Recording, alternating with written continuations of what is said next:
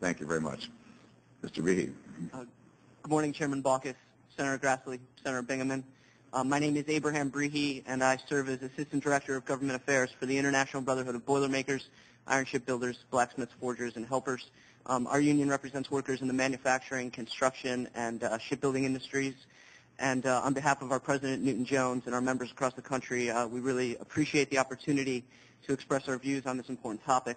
Our union and others in the labor movement have longstanding concerns about the impact of policies designed to reduce our nation's greenhouse gas emissions on the competitiveness of our economy and workers, particularly those whose work relates to manufacturing of energy-intensive products. However, we are committed to finding a solution that protects American workers while allowing the United States to demonstrate much-needed global leadership on this pressing environmental challenge. In 1997, the delegates to the 22nd Convention of the AFL-CIO affirmed very clear objectives on the issue of climate change. They included assuring environmental repair of the carbon dioxide concentration problem with the formal participation of the entire international community, committed to mutually agreed upon binding solutions, protecting the industrial base of the U.S. with no movement of jobs or pollution to other countries, and providing a just transition so that no American worker loses economic ground in our pursuit of more sustainable global practices. A decade later, our goals remain the same. However, climate science makes it increasingly clear that we delay reducing greenhouse gas emissions at our own peril. Our union believes there are potentially effective ways to ensure carbon mitigation policies do not place American workers at a further disadvantage in the global economy.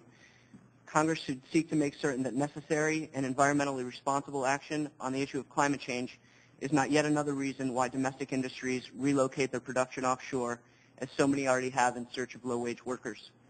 While there are other well-intentioned proposals to address the issue of competitiveness, we believe the proposal of the International Brotherhood of Electrical Workers and American Electric Power that was incorporated into the legislation introduced by Senators Bingaman and Specter that the Boilermakers and other unions have endorsed, and later into Senator Lieberman and Warner's legislation, we believe that's the best approach. We have a few remaining concerns about the provisions as currently drafted, and I'll offer some suggestions for improving them later in my testimony. However, they form the framework for sound and effective policy. The international provisions of S-2191 and S-1766 seek to avoid the negative trade impacts of a domestic cap-and-trade program by requiring importers of bulk, energy-intensive primary goods to purchase allowances to cover the emissions associated with their production. Failure to do so would disqualify the entry of these products from import into the United States. We believe it is appropriate in terms of establishing a level playing field for American producers and within our rights under the WTO to apply this requirement on covered imports from a country that has not taken comparable action. The price of international reserve allowances would be pegged to the price of domestic allowances, assuring the close association between the cost of compliance for both foreign and domestic producers.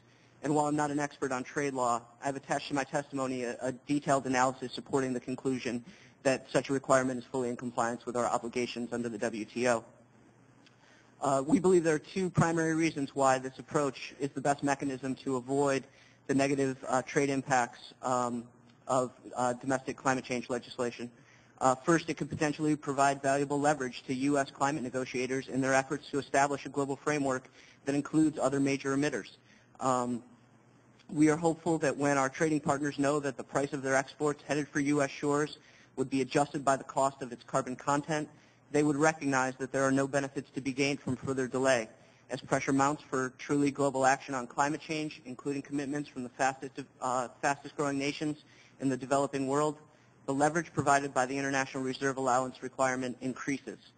Second, and no less importantly, this requirement is consistent with the environmental goals of domestic climate action.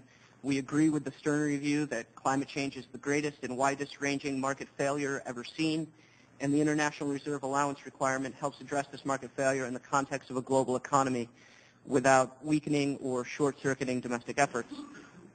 However, we believe the timely application of the international requirement is essential to its effectiveness. As drafted, S-2191 requires importers of greenhouse gas-intensive goods to hold and submit allowances starting in 2020, while domestic regulations take effect in 2012.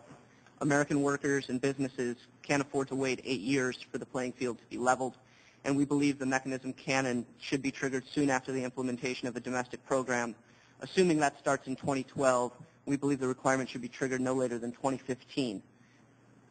In addition, we believe Congress should clarify what exactly constitutes comparable action on the part of other major emitters.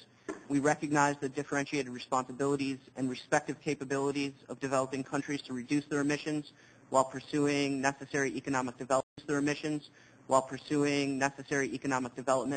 and alleviating poverty. However, comparable action must mean more than token gestures and statements of good faith. Efforts undertaken by major emitters in the developing world should be real, measurable, and verifiable to be considered comparable. We also believe that the international provisions included in this legislation serves the interest of American workers, but also reflects the political reality confronting the Senate as it seeks to address this issue and enact comprehensive mandatory legislation. As you know, the Senate unanimously voted against unilateral U.S. action when it adopted the Byrd-Hagel resolution.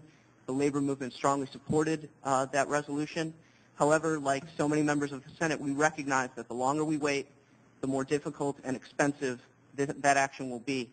We believe that imposing an international requirement on energy-intensive imports is the best mechanism for achieving the policy objectives reflected in the Byrd-Hagel resolution. Thank you very much for your consideration of our views on this matter, and I look forward to your questions. Thank you, Mr. Breehey, very much. Mr. Christian.